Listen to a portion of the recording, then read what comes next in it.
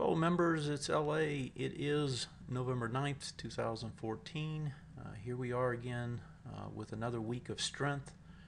You know, I know there's some new members out there, so let me just take a couple seconds here to review, what I do here.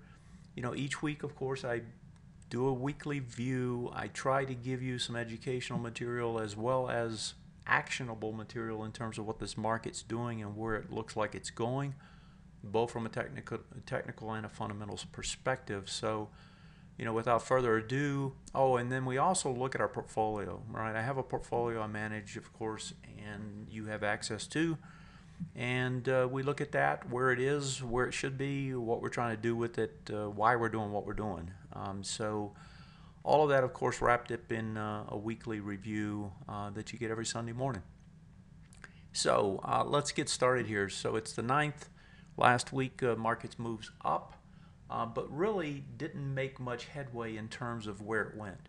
So basically flat. Dow was the only one pushing up. Everything else was pretty much flat. The strength was in the listed issues here and here.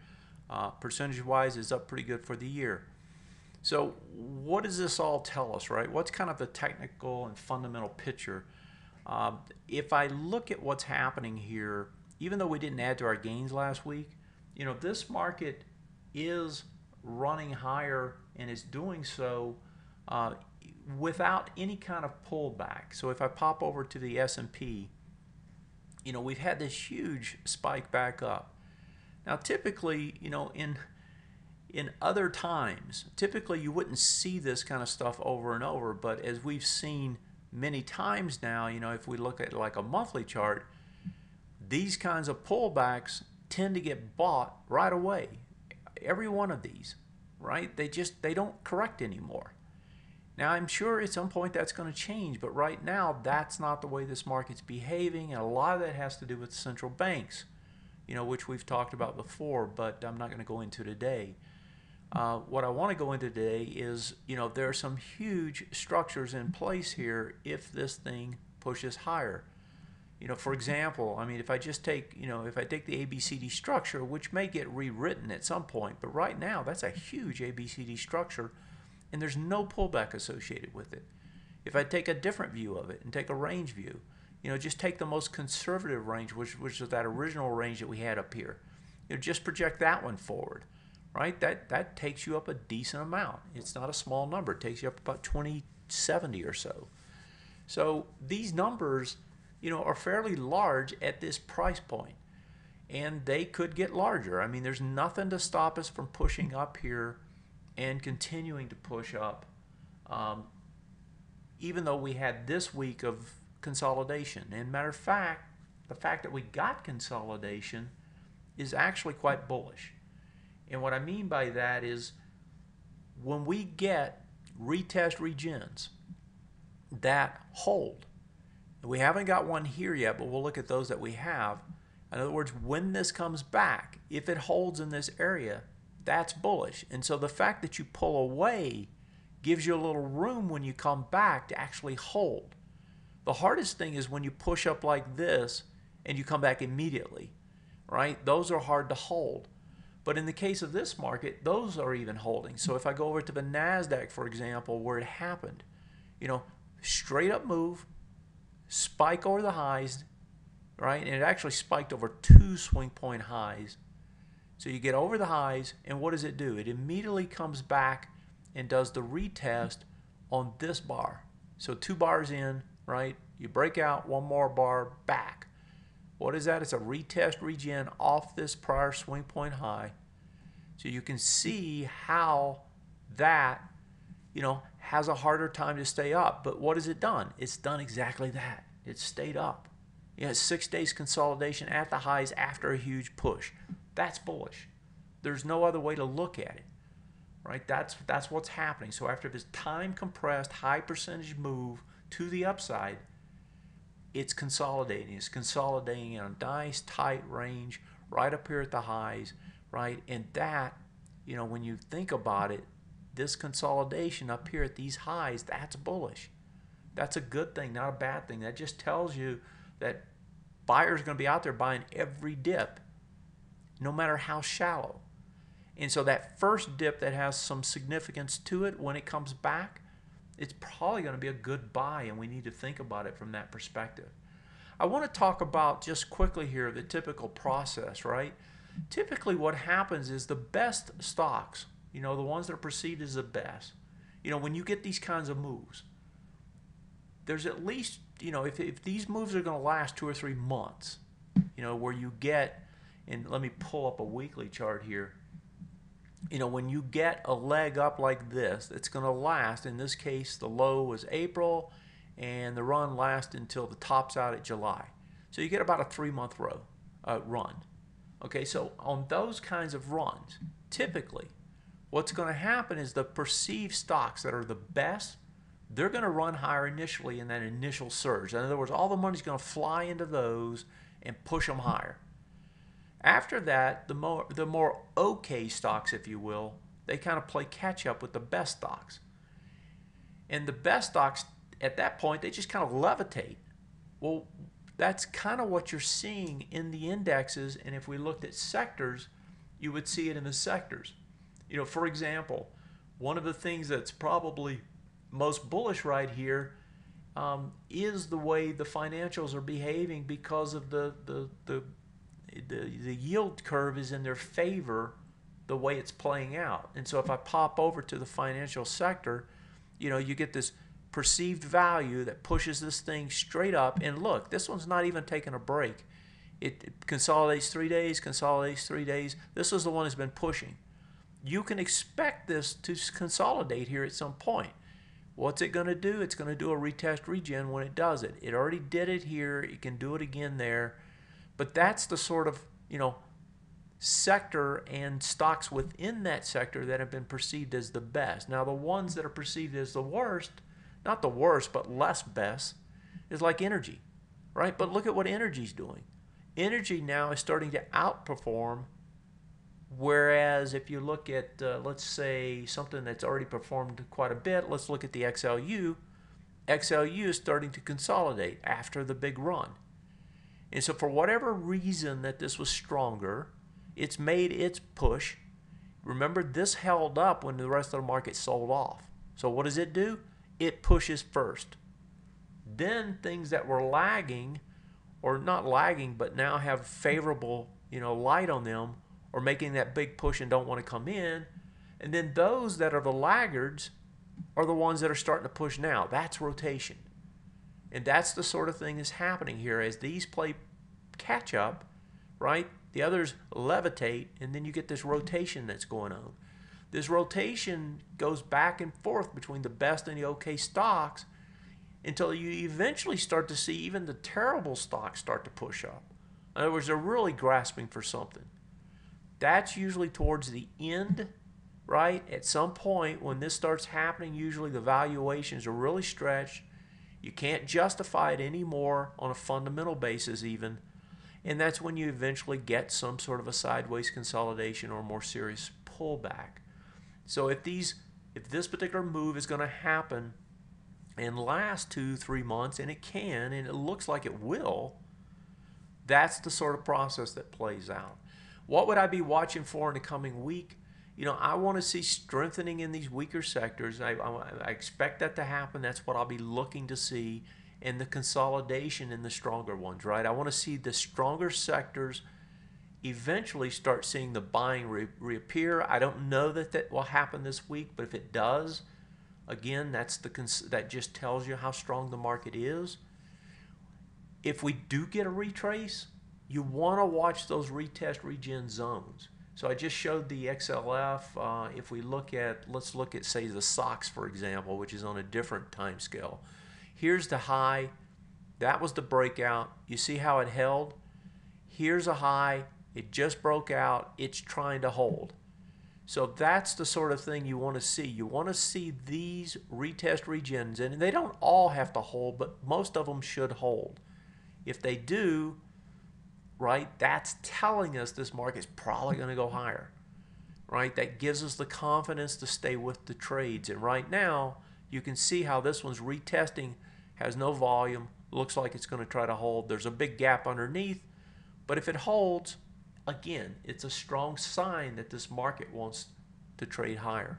So you want to see that sort of action. Just like here, the stronger sectors, you want to see the indexes rotate themselves. S&P, Dow's been leading. Now you want to see them levitate and these others kick back in. The other thing that you kind of need to see is you need to see this dollar pause. And let me pop over and I'll show you what I'm talking about there. We all know that the dollar has been moving up, right? And I'm concerned that the dollar could cause some problems, and I'll show you a couple things here in a minute that worries me about it. With this push higher, right, and if I pull over the monthly chart, you know, it's over these highs now, going for this one. That top is 23.52. It hit 23.42. I expect it's going to try to get over this area. If it does, and if it really just keeps spiking versus settles down a little bit, that itself could become a problem somewhere down the road. That's what we saw back in August, September, when the dollar started to take off and started to move in a faster way back here. That eventually led to indigestion in the equity markets. So you kind of want to see the dollar pause up here rather than continue higher. There is a little ABCD structure in place.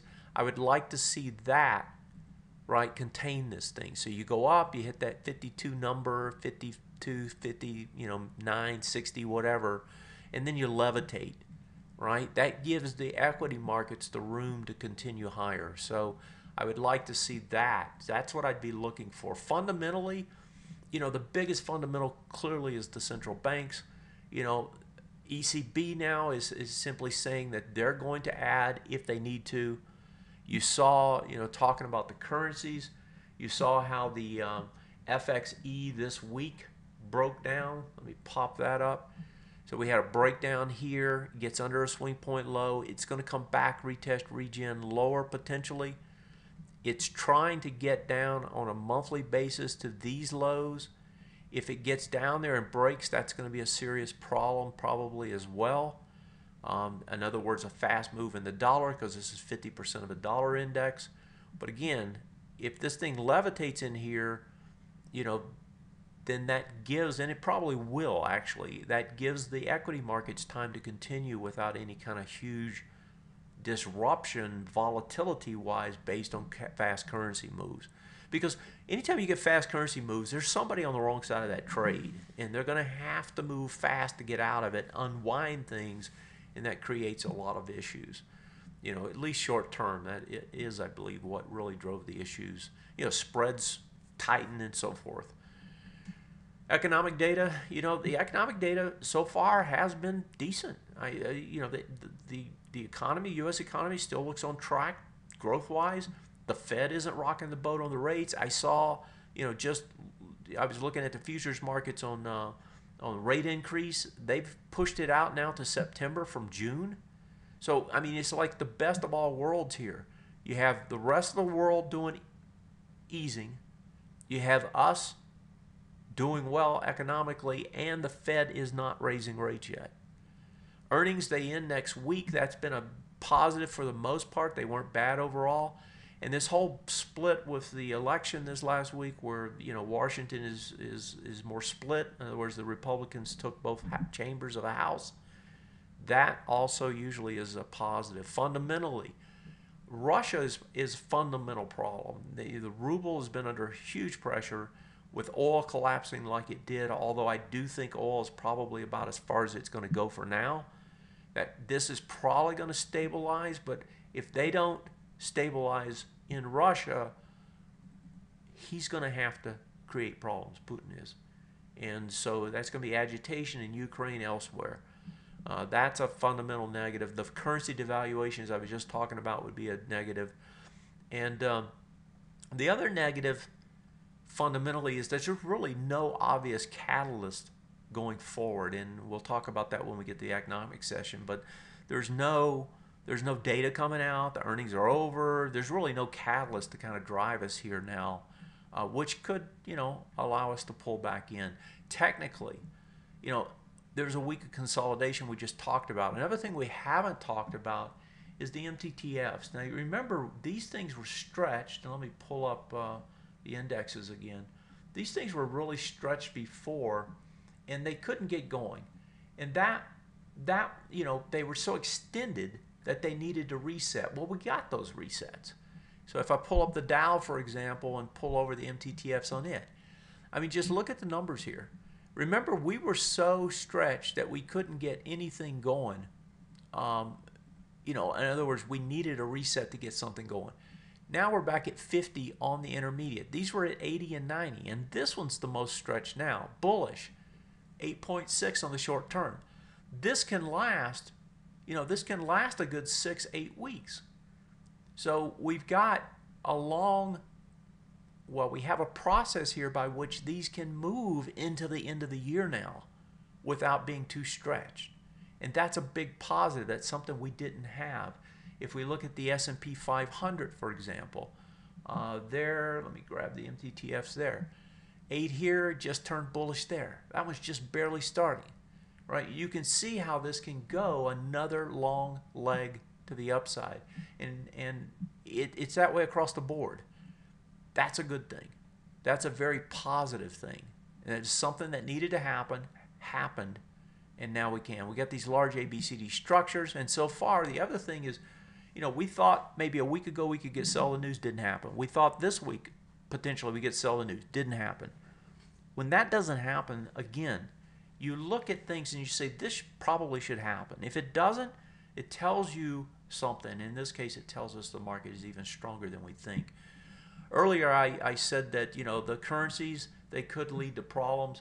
The problems that I think about, from that perspective are like emerging markets. So if I look at like the EEM, you just saw our chart. Look at this chart. Very different picture. These guys are struggling. They're struggling because of currency for the most part. And if you look at the more risky side of the equity markets, frontier markets, these are really struggling. So that's something I keep in the back of my mind. Says, yeah, we can run higher here and we can leg higher for a while, but unless the rest of the world, at least tries to join us, it's an issue. And I don't want to see the riskier part of the markets continually get sold off, which is what's happening now. So for me, that's probably technically the most concerning thing out there. Most of these are range trades on the EEM. That's kind of what the EEM is showing you. World markets are kind of range trades right now, so we're really the only one going higher. Now, the good thing about that is everybody wants to go with us. You have a great combination from anyone overseas. You invest in the U.S. in the dollar. Both are working to your advantage, and that, I think, is the biggest thing pushing our markets higher. And actually, someone pointed that out and made me think about it.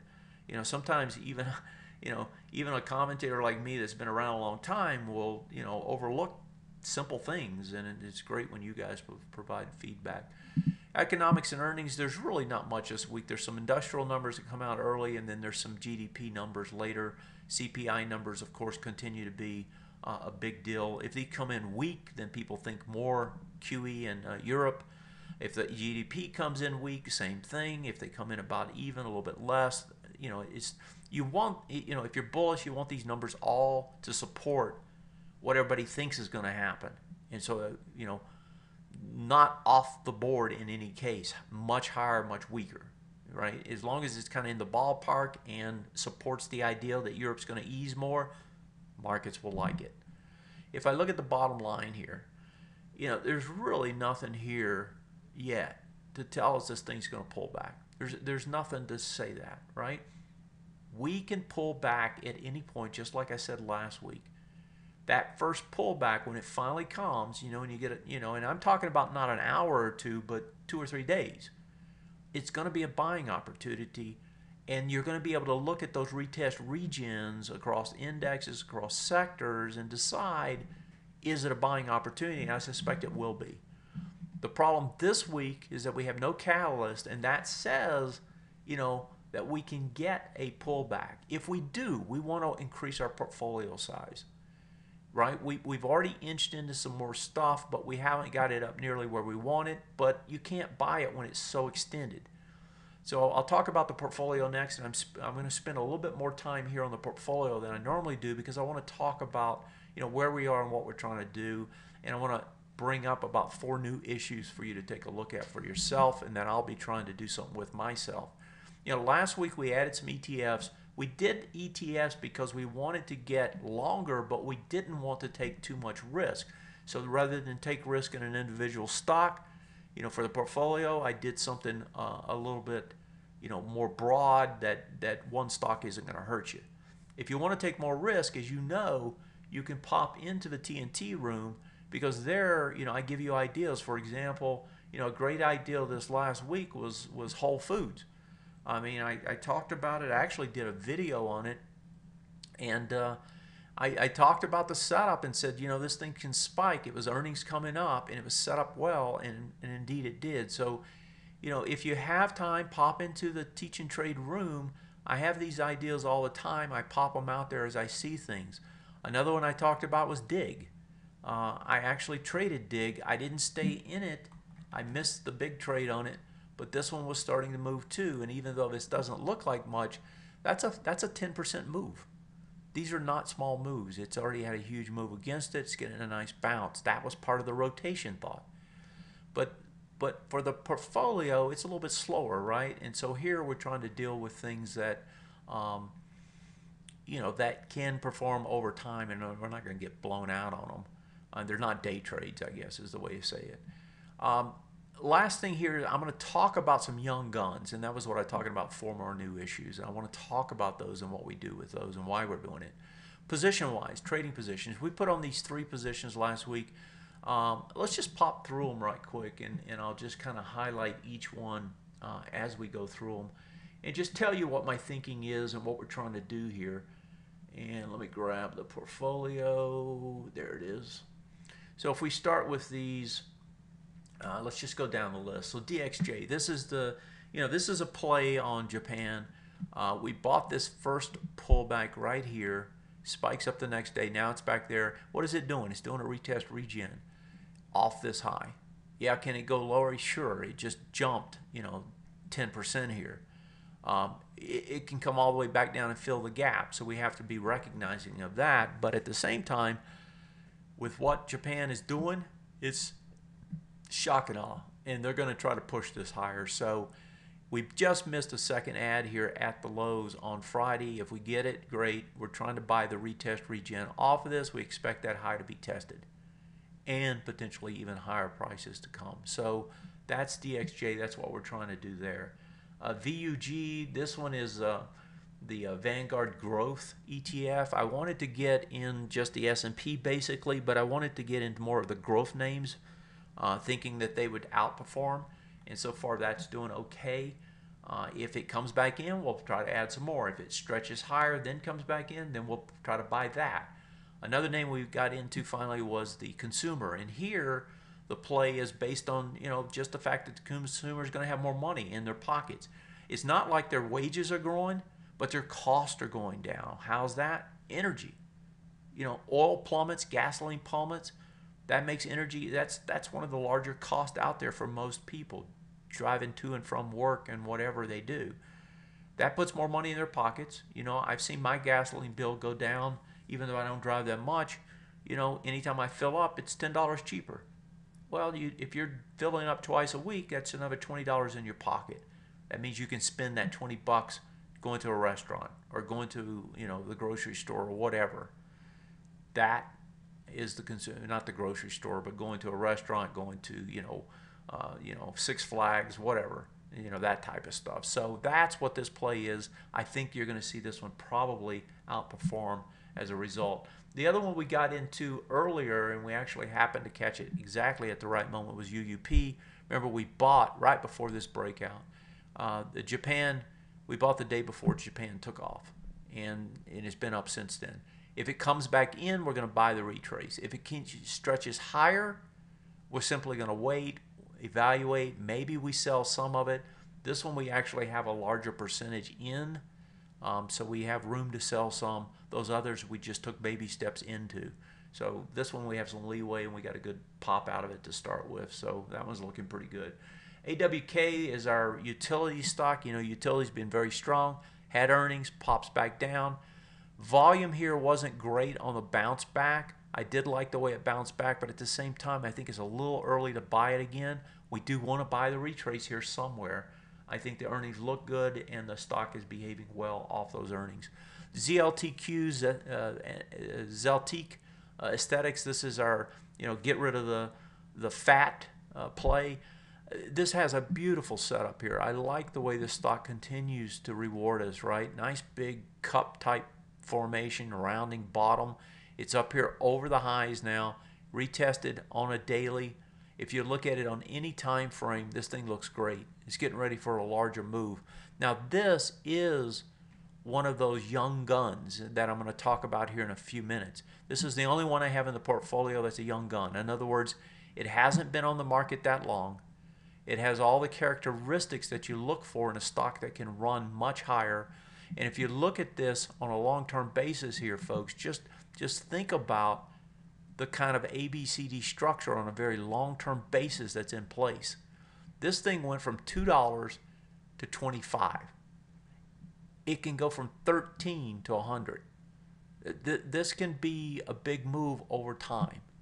It should, it has what it needs to do that. We just don't know if it will, so we just play it by ear, keep it in our portfolio, try to add and subtract as it makes these big volatile moves up and down. So that one's still looking pretty good too. One that got hit on earnings was Facebook. Although Facebook, I think is still going to be fine. This is also a young gun, but it's a big, heavy one. I mean, this is not an unknown, so it kind of changes it a little bit. Institutional participation is pretty high at this point, so I don't expect we're going to get the kind of growth that we got out of this. We had a 20%, 30% gain in it. It's probably going to just consolidate. I think that's what it's telling us. I think a consolidation's in place, and that's true also of our other big holding, which is Google. Google consolidation as well. You can see it here on the monthly as a good chart. I think it's going to consolidate. So what do? We sell some out. We're going to try to buy some cheaper. And we just play it back and forth and keep it in our portfolio because long term, I still think these look great. I don't see anything wrong with them.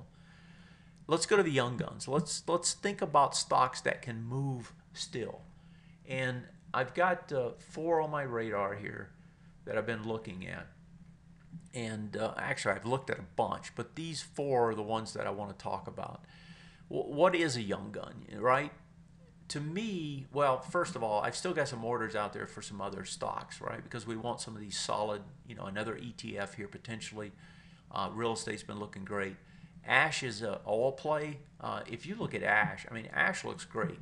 Let me pull over the monthly and I'll show you what I'm talking about. So this is well, it's not really an oil, it's more of a chemical play. But this one is, just steady uptrend, consolidating at the top and ready to break out, or actually is breaking out. So I like the way that one looks. Going back to the young guns, what is a young gun? In my mind, it's something that has a, it's a great chart, has serious revenue and preferably earnings growth at the same time. Preferably has a lot of high interest, short interest on it, and the PE isn't totally out of whack. And this is a stock that's new, right? It's a relatively new stock. It hasn't been out that long, and as a result of that, it has the potential, like Zeltique, to go up a lot over a longer period of time. So it may be one of those stocks that you can add, and you can keep subtracting and adding and keep it in your portfolio for 2, 3, 4 years as it does its thing. So let's look at some of those that are set up that way. Ambarella. This is a chip maker, HD stocks, high definition videos, and they're a big supplier to. I don't have my charts there. Let me go grab them. Actually, let me just throw these names in as I go so that I can highlight them because I'm not sure where I put them on my list. Oh, I remember. Here, let me go find it. Here they are. So bear with me just a second while I get the chart up and show them to you.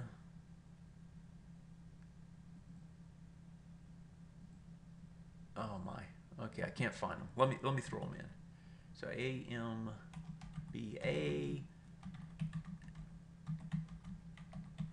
Okay, here we go. Let's do it this way. So here's the umbrella.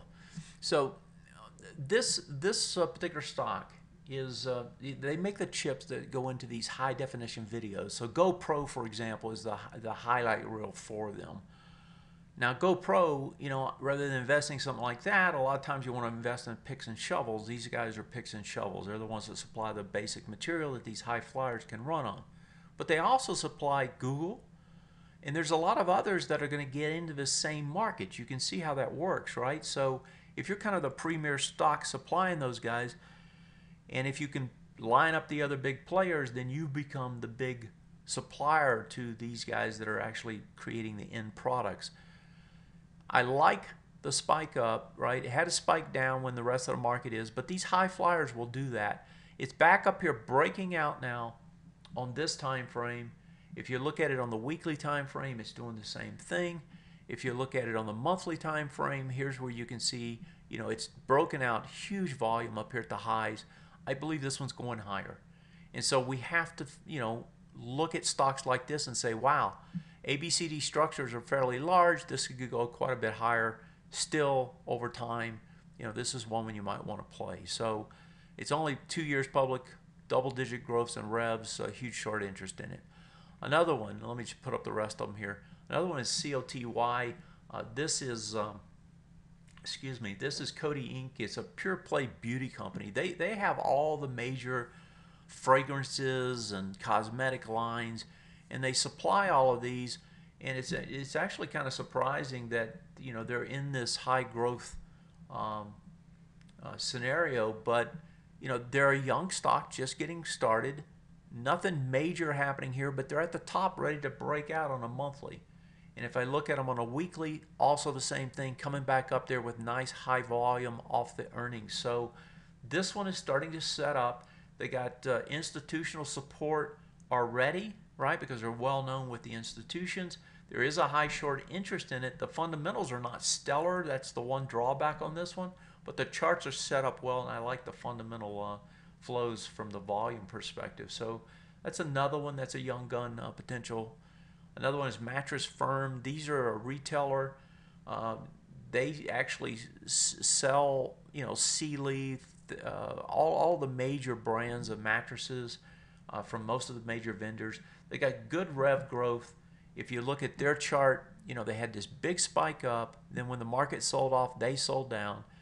They're back up there. They're breaking out. They broke out on Friday, both on the daily and the weekly. The volume flows look good, and if you look at the monthly, it's a stellar move up here as well. I kind of wish I'd caught it back here. I didn't. That was back in, you know, August when they were just starting to break out on the monthly. But you know, it's one to look at. I think short term this thing could trade up to, you know, $75, $76. And so I don't know that this is a long-term one, but you know, it looks like it's set up pretty good short-term for a nice trading vehicle in a young gun category. The last one is Paylocity, which is a cloud-based payroll and human resources company. You see them breaking out here on earnings on Friday. If you look at the weekly chart on them, they're also breaking out on the weekly. It looks like this one's going to, actually that was a breakout. I'm not sure why my arrow is not showing. I'll have to go check on that. But that one was a breakout on the weekly. And on the monthly, they're getting ready to break out as well. So this is the one, along with Umbrella, that look like the, you know, the best two longer term plays from this young gun perspective. And so I like the way those two are set up. I think the Mattress Firm stock, the MFRM, could be a nice trading vehicle for a short-term time frame. But I'd like to pick up at least one or two more young guns, you know, to complement Zeltique that could keep us going for a long period of time with some, you know, fairly large percentage gains. So I spent a little bit more time there than I typically do because, you know, I want to highlight, you know, it looks to me like we're going to get another bullish push here that's going to last 2, 3, 4 months. We've got the MTTF set up right. We should probably look at some of these growth stocks that could get us bigger returns and invest in them. And I want to give you what I think are probably the best 4 ideas right now, at least from my perspective. All right, as always, I thank you for being there, for being a member. If there's anything I can do to help you, you let me know. I will do so. I'm always here to help and to help you grow and become consistently profitable, which is, of course, the idea. Thanks a lot. Take care. Have a great rest of your day, and I'll see you next time.